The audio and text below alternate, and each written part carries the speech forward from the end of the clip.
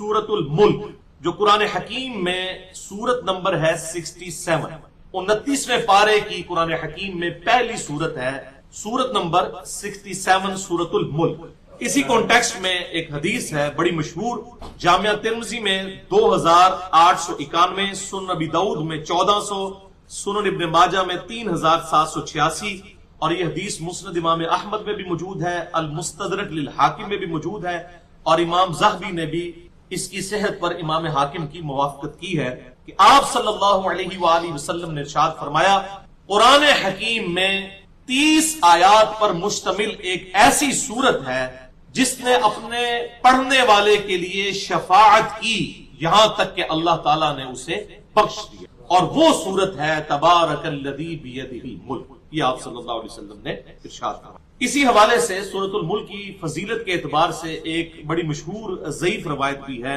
जामिया तिर्मिज़ी में 2890, लेकिन इसे खुद इमाम तिर्मिज़ी ने ज़ईफ करार दिया।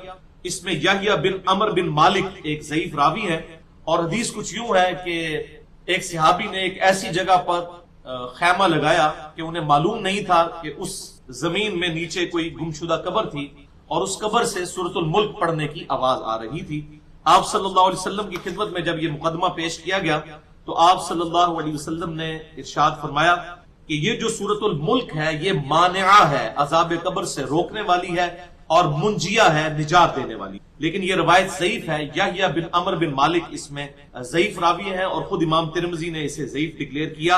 लेकिन इसको सपोर्ट करने वाली एक सही मौकूफन रवायत भी मौजूद है, और वो सैयदना इब्न मसऊद रदियल्लाहु ताला अन्हु का कौल है। और जब भी किसी सहाबी का कौल हो और वो गैबी खबर से मुताल्लिक हो तो यकीनन वो आप सल्लल्लाहु अलैहि वसल्लम के बताने पर ही महमूल होता है।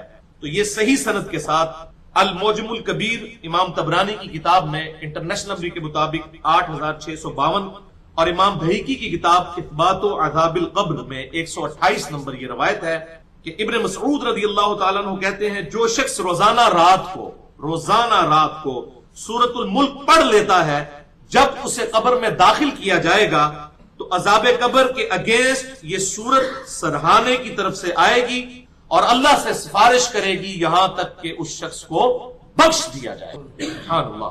फिर सैयदना इब्न मसऊद ने फरमाया, सूरतुल मुल्क मुंजिया है, अल्लाह के इज़्न से निजात देने वाली सूरतुल मुल्क के पढ़ने के एतबार से एक और ज़ईफ रवायत भी है जिसमें आप सल्लल्लाहु अलैहि वसल्लम के हवाले से मिलता है कि आप सल्लल्लाहु अलैहि वसल्लम रात को सोने से पहले सूरतुल मुल्क रोजाना पढ़ा करते थे। वो जामिया तिर्मिज़ी में इंटरनेशनल नंबर के मुताबिक 2892 नंबर हदीस है कि आप सल्लल्लाहु अलैहि वसल्लम रोजाना सोने से पहले सूरतुस सजदा और सूरतुल मुल्क की तलावत फरमाया करते थे।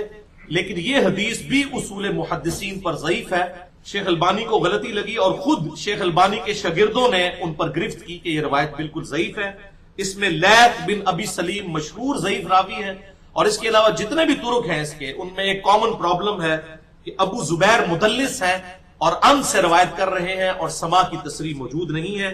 लिहाजा ये हदीस जो है उसूल मुहद्दिसीन पर ज़ईफ है। लेकिन इसी हवाले से एक और रवायत भी मौजूद है बिल्कुल सही सनद के साथ, एक जलीलुल कद्र ताबई के हवाले से खालिद बिन मादान रहमहुल्लाह ताला अल मुतवफ़ा 103 हिजरी, उनके बारे में सही सनद के साथ सुनन दारमी में इंटरनेशनल नंबर के मुताबिक 3410 नंबर हदीस है। मिशकात में भी ये मौजूद है 2176, और इसके फुट नोट पे शेख जुबैर लिज़ई रहमहुल्लाह ने पूरी बहस की है, और ये बहस अलग से भी उनके जो फतावा इल्मिया है उसकी पहली जिल्द में शामिल है, सूरह मुल्क के हवाले से भी, सूरह सजदा के हवाले से भी, कि खालिद बिन मादान ताबई अल मुतवफ़ा 103 हिजरी सूरतुस सजदा और सूरतुल मुल्क दोनों सूरतों के बारे में फरमाया करते थे कि ये दोनों सूरतें अपने पढ़ने वाले के मुतालिक कब्र में झगड़ा करेंगी और अल्लाह से कहेंगी। अब ये बात तो हजरत इब्न मसूद के कौल से भी हमें पता चली, अल्लाह से कहेंगी कि या अल्लाह, अगर हम तेरी किताब में हैं तो हमारी ये शफात इस बंदे के हक में कबूल कर जो कि हमें पढ़ा करता था, वरना हमें अपनी किताब से ही निकाल दे। अल्लाह अकबर। और वो सिफारिश करती रहेंगी यहां तक कि अल्लाह ताला उस शख्स को जो सूरतुस सजदा और सूरतुल मुल्क पढ़ा करता था, اللہ تعالیٰ اس کی بخشش فرما دے گا. اور اس میں یہ بھی الفاظ ہیں کہ یہ دونوں صورتیں پرندوں کی طرح اپنے پر پھیلا لیں گی اور عذاب قبر کو روکیں گی. الحمدللہ. سورۃ السجدہ اور سورۃ الملک. اور اس کی کنکلوژن سنن دارمی کی روایت 3410 کی ان الفاظ میں ہوتی ہے کہ وہ تبع تابعی ابو خالد کہتے ہیں کہ خالد بن معدان رحمہ اللہ المتوفا 103 ہجری جلیل القدر تابعی اور کئی صحابہ کے شاگرد وہ اس وقت تک رات کو سویا نہیں کرتے تھے جب تک کہ سورۃ الملک اور سورۃ السجدہ کی تلاوت نہ کریں. لہذا یہ ساری کی ساری باتیں سپورٹنگ ہو جاتی ہیں ان ضعیف روایتوں کو بھی. لہذا اس حوالے سے ہمیں ایک اور سورت کی فضیلت بھی پتہ چلی, 7ویں سورت, اور وہ ہے سورۃ السجدہ. سورت نمبر ہے 32, پارہ نمبر 21. بھائیو, سورۃ الملک 67 نمبر سورت اور سورۃ السجدہ 32 نمبر سورت. اس کی عادت بنائیں کہ اسے رات کو سونے سے پہلے پڑھ لیا کریں. دونوں ہی 30 آیات پر مشتمل ہے. زیادہ ٹائم نہیں لگتا. جو روزانہ پڑھنے والا ہے اس کو 5-7 منٹ میں دونوں صورتیں وہ پڑھ سکتا ہے. اور انہی کی امپورٹنس کے پیش نظر میں نے الگ سے بھی 2 لیکچرز انہی 2 صورتوں پر ریکارڈ کروائے ہوئے ہیں. مسئلہ نمبر 76 جو رمضان المبارک 1434 ہجری 2013 میں ہماری جو سالانہ نشست ہوئی تھی سورۃ السجدہ میں فکر آخرت کے بیان کے حوالے سے ہم نے یہ پوری سورت کور کی تھی 1 گھنٹے میں. اور مسئلہ نمبر 93 جو پچھلے رمضان میں 1435 ہجری میں 2014 کے اندر جو ہماری فائنل نشست ہوئی تھی اس میں میں نے سورۃ الملک کو بھی اس کی فضیلت اور ترجمہ اور تفسیر کو بیان کیا تھا. سورۃ السجدہ پرٹیکولرلی فکر آخرت کے اعتبار سے بڑی اہم سورت, اور یہی وجہ ہے کہ صحیح بخاری اور صحیح مسلم کی متفق علیہ حدیث ہے. بخاری میں 891, مسلم میں 2034 کہ امام کائنات سید الاولین والآخرین شفیع المذنبین رحمت للعالمین سیدنا و مولانا امام اعظم محمد رسول اللہ صلی اللہ علیہ وآلہ وسلم ہر جمعے کی فجر کی نماز جو ہوا کرتی تھی اس میں پہلی رکعت میں سورۃ السجدہ اور دوسری رکعت میں سورۃ الدہر کی تلاوت فرمایا کرتے تھے, کیونکہ یہ سورت تذکیر کرنے والی ہے, نصیحت والی. تو جمعے کا دن تو ہے ہی نصیحت کا دن. آپ صلی اللہ علیہ وسلم صبح کا آغاز ہی فجر میں پہلی رکعت میں سورۃ السجدہ پڑھ کر کیا کرتے تھے. بخاری اور مسلم کی متفق علیہ. لہذا اپنی روٹین بنائیں کہ سورہ السجدہ اور سورۃ الملک رات کو سونے سے پہلے پڑھ لیا کریں. اور اس میں آپ کو ایک آسانی بتا دیتا ہوں شیطان کے حملوں سے بچنے کے لیے کہ بسا اوقات انسان پر نیند کا غلبہ ہوتا ہے اور رات کو انسان سو گیا, یاد نہیں رہا پڑھنا, یا وہ سستی کی وجہ سے چھوٹ گیا. تو اس میں ایک آسانی ہے اور وہ صحیح مسلم میں حدیث ہے انٹرنیشنل نمبر کے مطابق 1745 کہ آپ صلی اللہ علیہ وآلہ وسلم نے ہم جیسے سست الوجود لوگوں کے بارے میں ارشاد فرمایا کہ اگر کوئی شخص اپنے رات کے وظائف پڑھنا بھول جائے یا اس کے وہ وظائف چھوٹ جائیں تو اگلے دن ظہر کی نماز سے پہلے پڑھ لے تو اللہ تعالیٰ اس کو ویسا ہی ثواب عطا فرما دے. تو اگر کوئی رات کو پڑھنا سورہ السجدہ یا سورۃ الملک بھول گیا اگلے دن فجر کے بعد پڑھ لے, فجر کے بعد نہیں پڑھ سکا تو ظہر کی نماز سے پہلے پڑھ لے تو اس کو وہی فضیلت ملے گی انشاءاللہ. یہ دونوں صورتیں عذاب قبر سے بچائیں گی اور پرندوں کی مانند اپنے پر پھیلا کر اللہ تعالیٰ کے عذاب کے اگینسٹ ہماری شفاعت کرے گی انشاءاللہ تعالی. تو یہ آسانی تھی, میں نے انصاف سمجھا کے بتا دیا جائے تاکہ شیطان اس حوالے سے سستی نہ دلائے. تو الحمدللہ میں تو بڑی کوشش کرتا ہوں اس حوالے سے, اور میں تحدیث نعمت کے طور پر بتا دوں کہ 1992 کی بات ہے, تقریباً آج سے آپ سمجھ لیں 23 سال پہلے کی, مئی 1992 1992 میں میٹرک کے پیپرز دے کر فارغ ہوا. 14.5 سال میرے تقریباً اس وقت عمر تھی.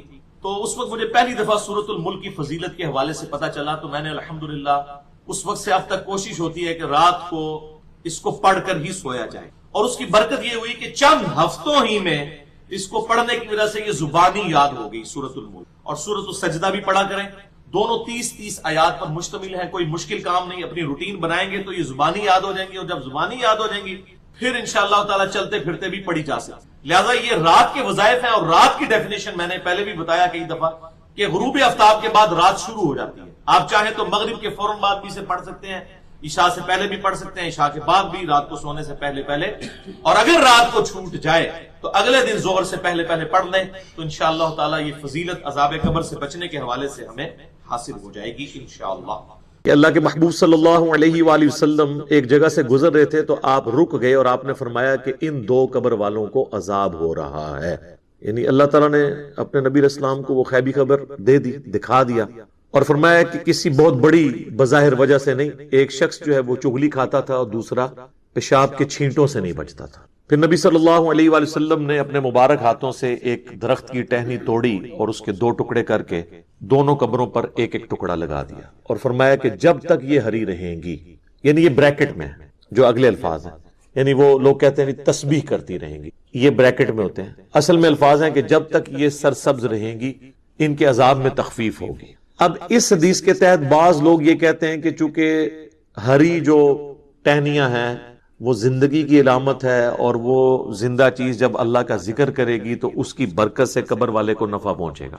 اب یہ سب کچھ ایکسپلینیشن ہے، اس حدیث میں یہ الفاظ نہیں ہے، اور اس ایکسپلینیشن کے ساتھ آپ اختلاف بھی کر سکتے ہیں. اس کی وجہ یہ ہے کہ چیز کوئی ہری ہو یا سوکھ جائے، دونوں حالتوں میں اللہ کا ذکر کرتی ہے. سورہ بنی اسرائیل میں آیا نا کہ کوئی ایسی چیز نہیں ہے جو اللہ کی حمد کے ساتھ اس کی تسبیح نہ کرتی ہو مگر یہ کہ تم اس کی تسبیحات کو سمجھ نہیں سکتے. سورۃ الرعد میں آیا کہ یہ جو بجلی گرجتی ہے الرعد، یہ بھی اللہ کا ذکر کرتی ہے. صحیح بخاری کے اندر موجود ہے، حضرت عبداللہ ابن مسعود کہتے ہیں کہ بعض اوقات ہم اللہ کے محبوب صلی اللہ علیہ وآلہ وسلم کے ساتھ کھانا کھا رہے ہوتے تھے تو وہ جو لقمہ ہم اٹھاتے تھے ہم اس کی تسبیح کی آواز بھی سنتے تھے.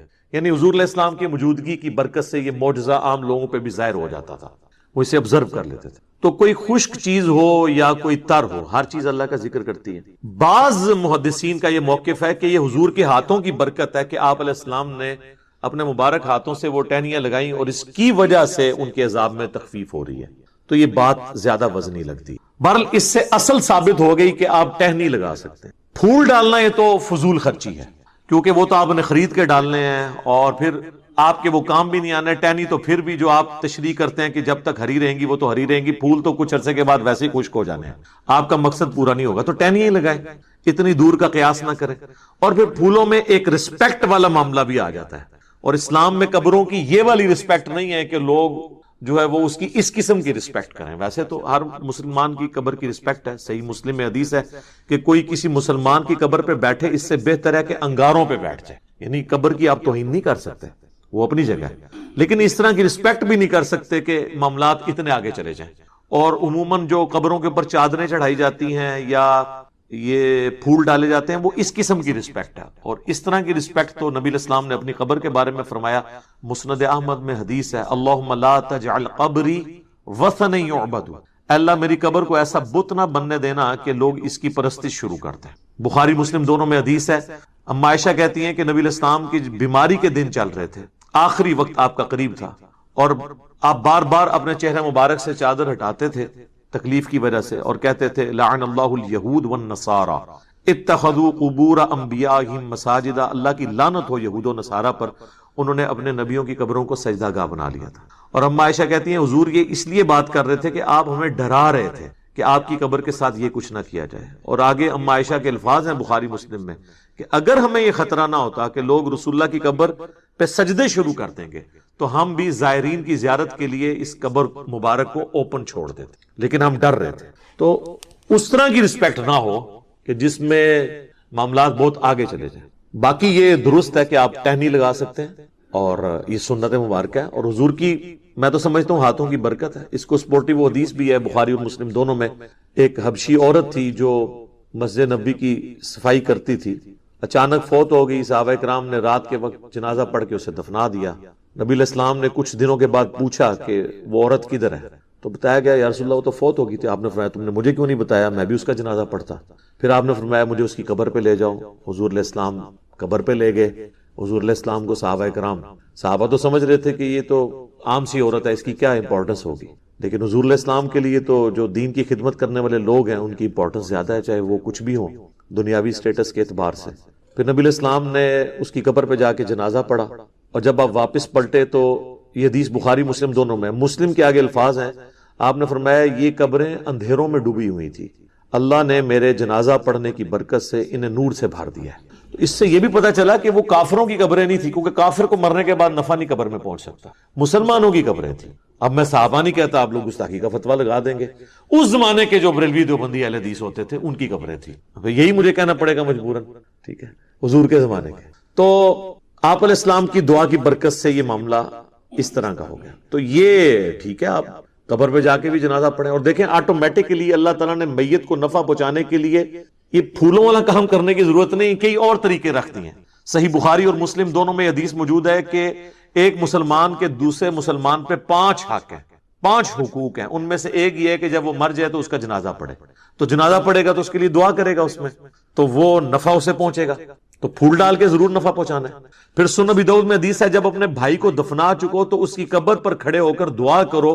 قبر کے اندر جو سوالات ہیں ان کے جوابات میں استقامت کے لیے، یہ بھی اس کے لیے نفع ہے. پھر اس کے بعد بھی جب آپ کبھی قبر پہ جائیں تو صحیح مسلم میں موجود ہے آپ نے قبرستان والوں کے لیے دعا کرنی ہے.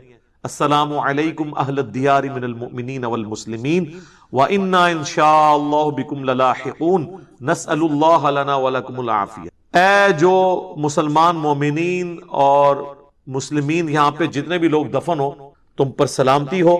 ہم بھی اللہ نے چاہا تو ان قریب تمہارے پاس آنے والے ہیں مر کے.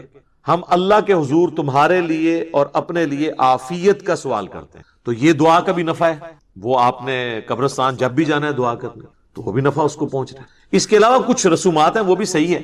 جس طرح صحیح مسلم میں حدیث ہے کہ حضرت عمر بن عاص کی جب موت کا وقت قریب آیا تو بڑی لمبی وہ حدیث ہے، اور یوٹیوب پہ میرا کلپ بھی ہے عمر بن عاص کی موت. تو اس میں وہ کافی دردناک حدیث ہے. اس کے اینڈ پہ الفاظ ہیں جب میں مر جاؤں تو میری میت کے ساتھ کوئی نوحہ کرنے والی عورت نہیں لے کے جانی، ساتھ نہ کوئی آگ لے کے جانی ہے. اور جب مجھے دفنا چکو تو میری قبر پر پانی چھڑک دینا.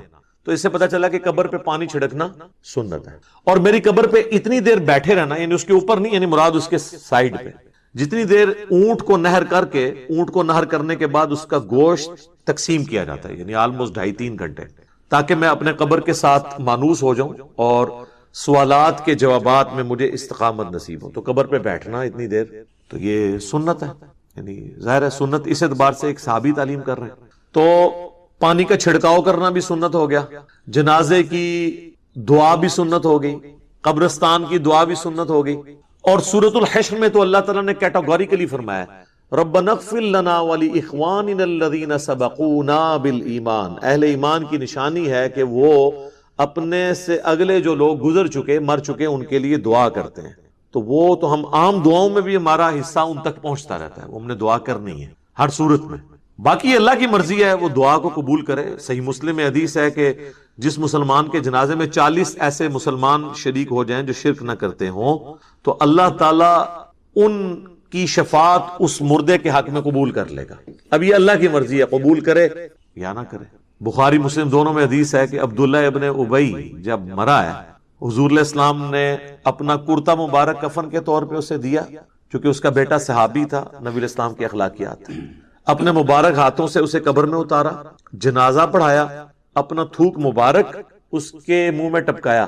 لیکن اینڈ رزلٹ یہ ہوا کہ سورہ توبہ میں آیات نازل ہوئی کہ آپ 70 دفعہ بھی ان کے لیے مغفرت کی دعا کریں، ہم قبول نہیں کریں گے. اور آندہ نہ تو آپ نے ان کا جنازہ پڑھنا ہے اور نہ کسی کی اس طرح کے بندے کی قبر پہ آپ نے کھڑے ہونا ہے. تو وہ اللہ کی مرضی کسی کو نفع پہنچائے یا نہ پہنچائے. اس طرح دھواں زبردستی کے ساتھ نہیں کر سکتے. بخاری مسلم دونوں میں حدیث ہے نبی علیہ السلام کا ایک غلام تھا مدعم، جو آپ علیہ السلام کے اونٹ کا کجاوا کسا کرتا تھا، سفر و حضر میں آپ کو وضو کرواتا تھا، آپ کے ساتھ ایک اٹیچ تھا.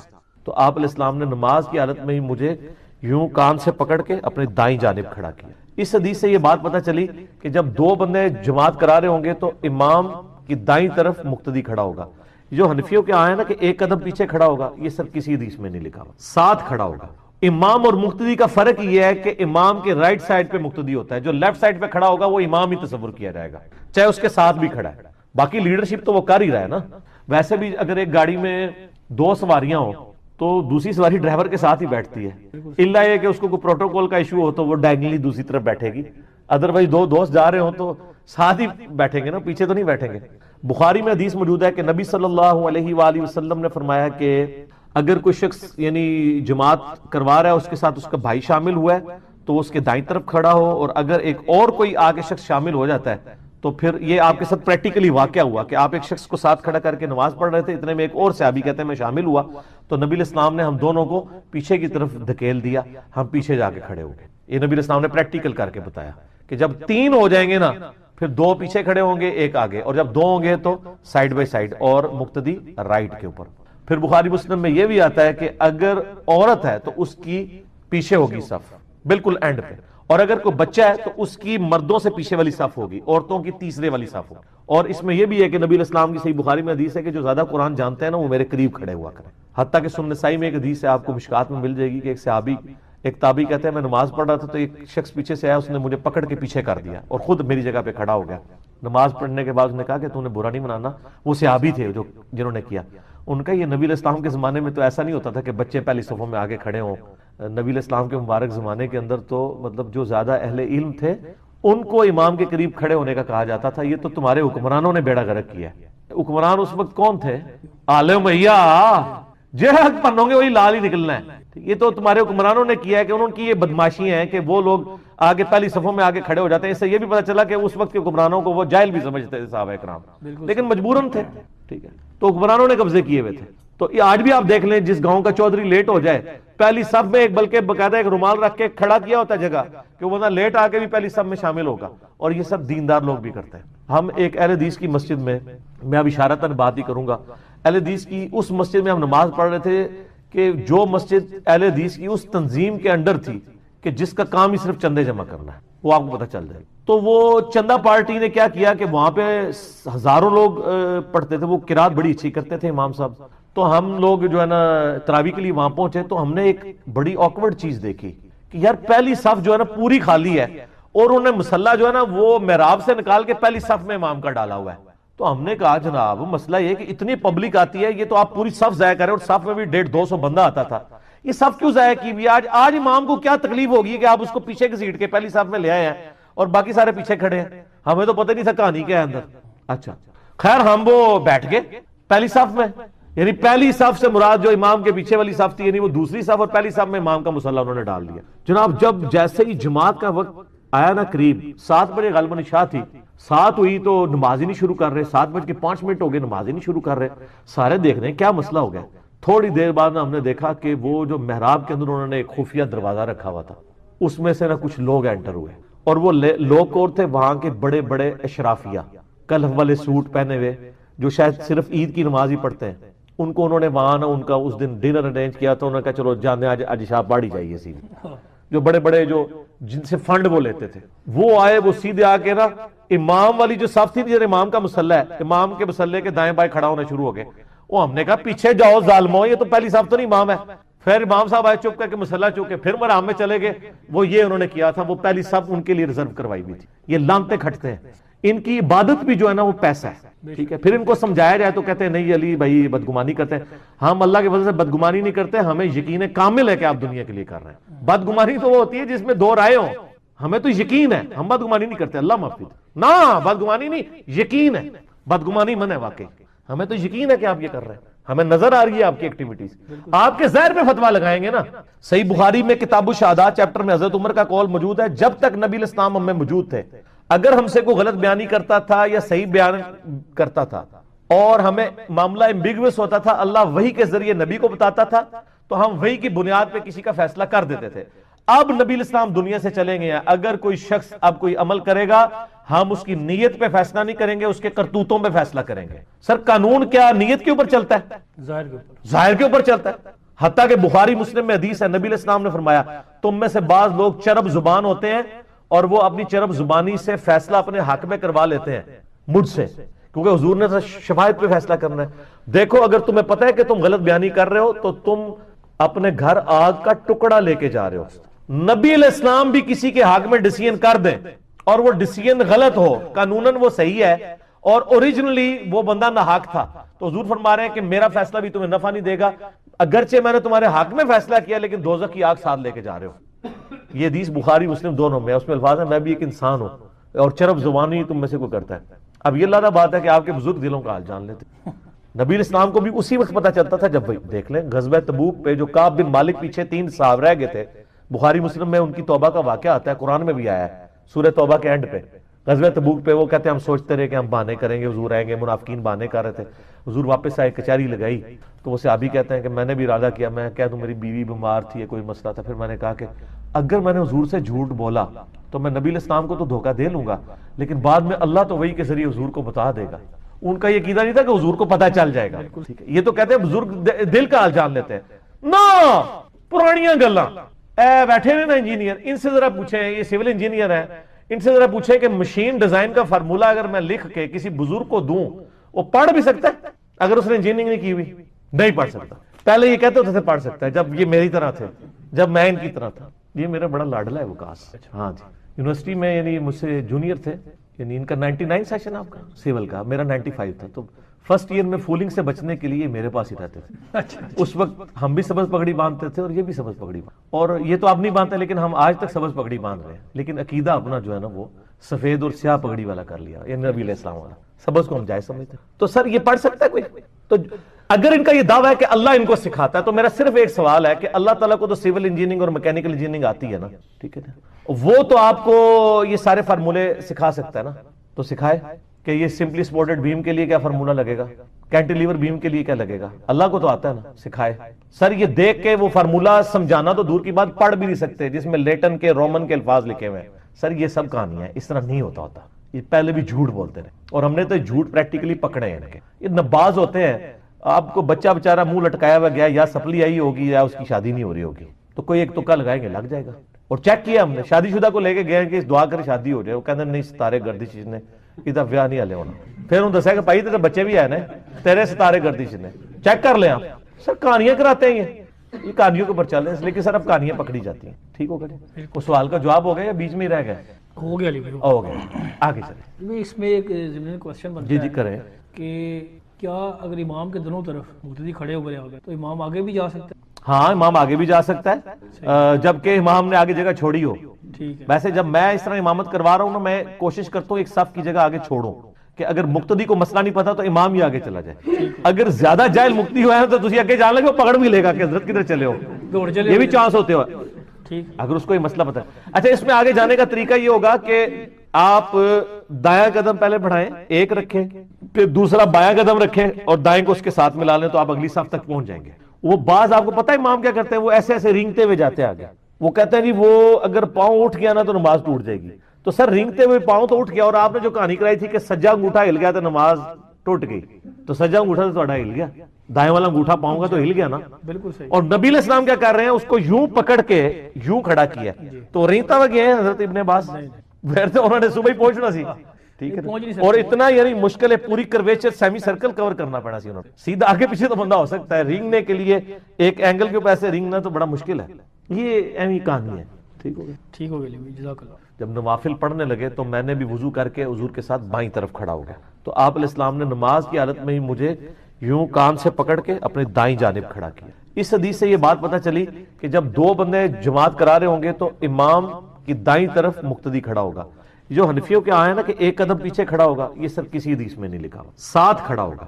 امام اور مقتدی کا فرق یہ ہے کہ امام کے رائٹ سائڈ پہ مقتدی ہوتا ہے، جو لیفٹ سائڈ پہ کھڑا ہوگا وہ امام ہی تصور کیا جائے گا، چاہے اس کے ساتھ بھی کھڑا ہے، باقی لیڈرشپ تو وہ کر ہی رہا ہے نا۔ ویسے بھی اگر ایک گاڑی میں دو سواریاں ہو تو دوسری سواری ڈرائیور کے ساتھ ہی بیٹھتی ہے، الا یہ کہ اس کو کوئی پروٹوکول کا ایشو ہو تو وہ ڈائگنلی دوسری طرف بیٹھے گی، ادروائز دو دوست جا رہے ہوں تو ساتھ ہی بیٹھیں گے نا، پیچھے تو نہیں بیٹھیں گے۔ بخاری میں حدیث موجود ہے کہ نبی صلی اللہ علیہ وآلہ وسلم نے فرمایا کہ اگر کوئی شخص یعنی جماعت کروا رہا ہے، اس کے ساتھ اس کا بھائی شامل ہوا ہے تو اس کے دائیں طرف کھڑا ہو، اور اگر ایک اور کوئی آگے شخص شامل ہو جاتا ہے تو پھر یہ آپ کے ساتھ پریکٹیکلی واقعہ ہوا کہ آپ ایک شخص کو ساتھ کھڑا کر کے نماز پڑھ رہے تھے، اتنے میں ایک اور صحابی کہتے ہیں میں شامل ہوا، تو نبی علیہ السلام نے ہم دونوں کو پیچھے کی طرف دھکیل دیا، ہم پیچھے جا کے کھڑے ہو گئے۔ یہ نبی علیہ السلام نے پریکٹیکل کر کے بتایا کہ جب تین ہو جائیں گے نا پھر دو پیچھے کھڑے ہوں گے، ایک آگے، اور جب دو ہوں گے تو سائیڈ بائی سائیڈ، اور مقتدی رائٹ کے اوپر۔ پھر بخاری مسلم میں یہ بھی آتا ہے کہ اگر عورت ہے تو اس کی پیچھے ہوگی صف بالکل اینڈ پہ، اور اگر کوئی بچہ ہے تو اس کی مردوں سے پیچھے والی صف ہوگی، عورتوں کی تیسرے والی صف ہوگی۔ اور اس میں یہ بھی ہے کہ نبی علیہ السلام کی صحیح بخاری میں حدیث ہے کہ جو زیادہ قرآن جانتے ہیں نا وہ میرے قریب کھڑے ہوا کریں۔ حتیٰ کہ سنن نسائی میں ایک حدیث ہے، آپ کو مشکات میں مل جائے گی، کہ ایک صحابی ایک تابعی کہتے ہیں میں نماز پڑھ رہا تھا تو ایک شخص پیچھے سے آیا، اس نے مجھے پکڑ کے پیچھے کر دیا اور خود میری جگہ پہ کھڑا ہو گیا۔ نماز پڑھنے کے بعد اس نے کہا کہ تو نے برا نہیں منانا، وہ صحابی تھے جو جنہوں نے کیا، ان کا یہ نبی علیہ السلام کے زمانے میں تو ایسا نہیں ہوتا تھا کہ بچے پہلی صفوں میں آگے کھڑے ہوں. نبی علیہ السلام کے مبارک زمانے کے اندر تو مطلب جو زیادہ اہل علم تھے ان کو امام کے قریب کھڑے ہونے کا کہا جاتا تھا. یہ تو تمہارے حکمرانوں نے بیڑا غرق کیا ہے. حکمران اس وقت کون تھے؟ آل امیہ. جہد پنوں گے وہی لال ہی نکلنا ہے. یہ تو تمہارے حکمرانوں نے کیا ہے کہ انہوں کی یہ بدماشی ہیں کہ وہ لوگ آگے پہلی صفوں میں آگے کھڑے ہو جاتے ہیں. اس سے یہ بھی پتہ چلا کہ اس وقت کے حکمرانوں کو وہ جاہل بھی سمجھتے تھے صحابہ کرام, لیکن مجبوراً تھے. ٹھیک ہے, تو حکمرانوں نے قبضے کیے ہوئے تھے. تو یہ آج بھی آپ دیکھ لیں, جس گاؤں کا چودھری لیٹ ہو جائے پہلی صف میں ایک بلکہ باقاعدہ ایک رومال رکھ کے کھڑا کیا ہوتا ہے جگہ کہ وہ نہ لیٹ آ کے بھی پہلی صف میں شامل ہوگا. اور یہ سب دیندار لوگ بھی کرتے ہیں. ہم ایک اہل حدیث کی مسجد میں اب اشارتاً بات ہی کروں گا, اہل حدیث کی اس مسجد میں ہم نماز پڑھ رہے تھے کہ جو مسجد اہل حدیث کی اس تنظیم کے انڈر تھی کہ جس کا کام ہی صرف چندے جمع کرنا ہے, وہ آپ کو پتہ چل جائے. تو وہ چندہ پارٹی نے کیا کیا کہ وہاں پہ ہزاروں لوگ پڑھتے تھے, وہ قرات بڑی اچھی کرتے تھے امام صاحب. تو ہم لوگ جو ہے نا تراویح کے لیے وہاں پہنچے تو ہم نے ایک بڑی آکورڈ چیز دیکھی کہ یار پہلی صف جو ہے نا پوری خالی ہے اور انہوں نے مصلی جو ہے نا وہ محراب سے نکال کے پہلی صف میں امام کا ڈالا ہوا ہے. تو ہم نے کہا جناب مسئلہ یہ کہ اتنی پبلک آتی ہے, یہ تو آپ پوری صف ضائع کریں, اور صف میں بھی 150-200 بندہ آتا تھا, یہ صف کیوں ضائع کی ہوئی؟ آج امام کو کیا تکلیف ہوگی کہ آپ اس کو پیچھے کی سیٹ کے پہلی صف میں لے آئے ہیں اور باقی سارے پیچھے کھڑے ہیں. ہمیں تو پتہ نہیں تھا کہانی کیا ہے اندر. اچھا خیر, ہم وہ بیٹھ گئے پہلی صف میں. یعنی پہلی صف سے مراد جو امام کے پیچھے والی صف تھی, یعنی وہ دوسری صف, اور پہلی صف میں امام کا مصلی انہوں نے ڈال دیا. جناب جب جیسے ہی جماعت کا وقت آیا نا, قریب 7 بجے غالباً عشاء تھی, 7 ہوئی تو نماز ہی نہیں شروع کر رہے, 7:05 ہو گئے نماز ہی نہیں شروع کر رہے. سارے دیکھ رہے ہیں کیا مسئلہ ہو گیا. تھوڑی دیر بعد ہم نے دیکھا کہ وہ جو محراب کے اندر انہوں نے ایک خفیہ دروازہ رکھا ہوا تھا, اس میں سے نا کچھ لوگ انٹر ہوئے, اور وہ لوگ کون تھے؟ وہاں کے بڑے بڑے اشرافیہ, کلف والے سوٹ پہنے ہوئے, جو شاید صرف عید کی نماز ہی پڑھتے ہیں.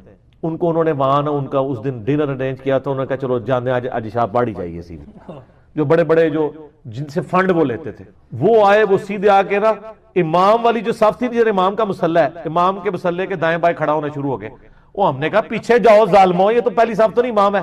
پھر امام صاحب آئے چپ کر کے مصلی چوک کے پھر مرام میں چلے گئے. وہ یہ انہوں نے کیا تھا, وہ پہلی صف ان کے لیے ریزرو کروائی ہوئی تھی.